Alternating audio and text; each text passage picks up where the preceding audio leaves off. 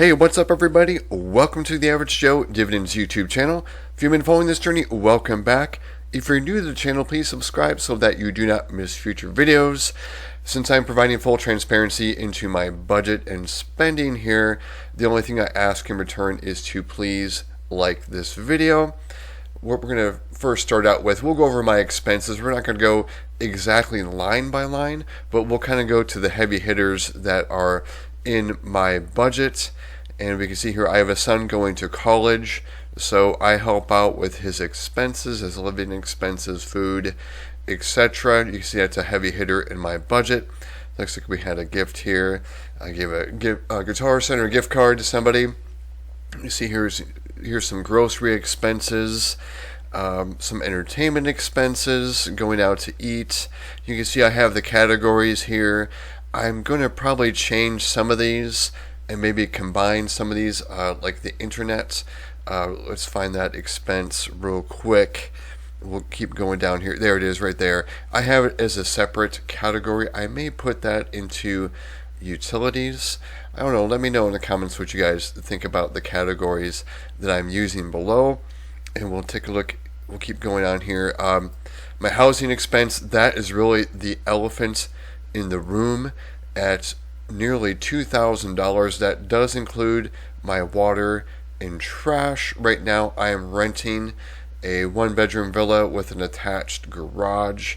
I went month to month and they also raised the rent on me, but what I'm doing is I'm building a home right now. I would say it's probably almost 50% done, and I'm going to put a large down payment on it so I can control these expenses, which seem to be my housing expenses kind of went out of control. So hopefully I can lower that, as well as build some equity into a home. And we'll see some other. Here's an expense here. I got some furniture I acquired for free. Just had to hire movers to move it to my place to store. Luckily I have a lot of garage space. It's probably close to 2-car garage, but it's it's like a tandem. So I was able to put that furniture in there, which I can put in my house once it's built. So that was a lot cheaper than buying furniture. And we'll go down the list here and see if there's anything else that stuck out. Bought some electronics, bought a steam cleaner, another birthday gift, and going out to eat. But yeah, to Costco to renew my membership there. But we'll just take a look at the pie chart. And a lot of people talk about the expenses being like your big three. Housing is definitely my largest expense. Transportation, luckily, it really doesn't, it only accounts for about 2% of my budget. And the reason for that is I'm only paying for my gas and my registration and repairs. Since I have a paid off Honda, it's really cheap transportation for me, so I don't have a car payment. And we'll take a look. The last of the big three is food. So grocery and restaurant are going to be those expenses. So you can see grocery is about 14%, and then restaurant is under 3%. And I know everyone's going to have different expenses, and some people say that my living expenses are insane. They kind of are. And I live in the Midwest, and this is really high. I could be paying a mortgage on a home for this, but just with my living situation and what I went through, this is kind of what I'm facing. And I also chose to live in a nicer area. I know I could lower those expenses by living in a not so nice area, but that's just not for me. And since we've covered the expenses, I'm going to move on to the non-W2 income. I think it's really important to try to have side jobs or things that earn you passive income. And in my case, it's passive income. I don't have a rental property or an additional job besides my full time 9 to 5 job, or more like an 8 to 6 job. So we'll take a look at some things I'm counting in here, like even like checking and saving interest in my Capital One account is a very small account. I just use it to pay my bills. Really, it's not my emergency fund or anything like that. And if you've been following my channel for a long time, and obviously by the name of my channel, Average Joe Dividends, I invest in dividend paying stocks. These are some of those. You can see Coca-Cola, VU, this is a Vanguard ETF. That one paid me a nice $123.96. That pays me quarterly, and it's variable. Looks like I sold something on eBay, and that was the net of it after expenses, including postage. You can see here there was a nice, this is a savings account, and like I mentioned before, I'm building a home. I'm going to put a substantial down payment on the home, so that money is just sitting there until I deploy it for a down payment. I'm going to put about 40% down on the home, so that's really going to lower my mortgage payments. And so it's a very nice interest payment, and it just keeps rolling back in to my savings, which is right about the $200,000 mark. But after the home is built and everything, I'm going to keep about a $50,000 or $60,000 emergency fund. I think that should be adequate. And the rest, if I have left over from the down payment and everything, I'll probably deploy it back into the stock market. You see Merck, that was another dividend payment, even tracking if I find a penny in the ground. And what I'll do is, when I go to the grocery store or Walmart or whatever, if they have the automatic checkout, you can put cash in there, and that's a good way to get rid of your coins rather than let them just build up inside your cup holders in your car. Just plop them in and lower your grocery bill by whatever coins you have. I do surveys at Swagbucks. It's I will just spend maybe 15 minutes, 20 minutes every morning and do a survey, and these do add up. It's real cash. What I do is I cash those in for PayPal and just transfer that to my savings or wherever, or just to my Capital One account, wherever I want to put it. But I'll leave a link below, and just use my referral link below. And looks like Best Buy, another dividend. Illinois Toolworks, more dividends. These are all dividends. More surveys. Looks like I found a dime. Cisco, that's also dividend. More surveys. Oracle, that was a dividend. This is a big one. This is a monthly payer, and it's up over, the next time it pays, it's going to pay over $400, because what I keep doing is I take those dividends received and I reinvest them back into where I received them from. So that $396.43 went back into BST, which is a BlackRock closed-end fund, and that's what I'm telling you. What I'm investing in, of course, is not investing advice. I recommend you do your own due diligence on all investments. But what it does is, though, by reinvesting the dividends, it just keeps snowballing. So next month, if you watch the November budgeting video or my dividend videos, you can see it's going to be over $400. And the last payment I got was from JP Morgan.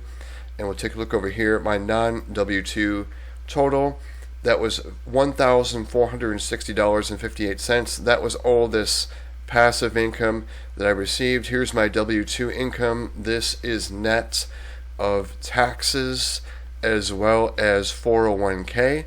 I recommend if you work if you're employed and you have access to a 401k, I would certainly take advantage of, if they have a match or anything like that, at least invest up to the match, if not maxing out your 401k if you are privileged enough to do that. Right now I am not maxing out my 401k. I'm building up a lot of my taxable investments, things like that, because I plan to step away from the corporate world here in the next year or two. And let's just go over the gap here real quick. This is just the gap between my expenses over here and then my W2 income, and you can see it was $727.60. We'll do a quick comparison to September.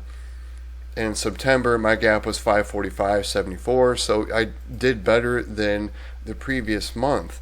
But not all months are the same, and some expenses don't hit every month consistently. Like next month, my registration for my car is due, and luckily it's not too much. It's under $100, but sometimes that's going to affect my gap for November. And lastly, I'm going to go over my net worth. I think it's really important to track that. And since I only have assets, I have no debt. I have no credit card debt, fortunately, no student loan debt either. So let's just go over that real quick. I have a Vanguard account where I have a taxable brokerage account as well as an IRA. This is the combined, and this is the total at the end of October. It's gone up since we've had a really good week, but this is as of the end of October.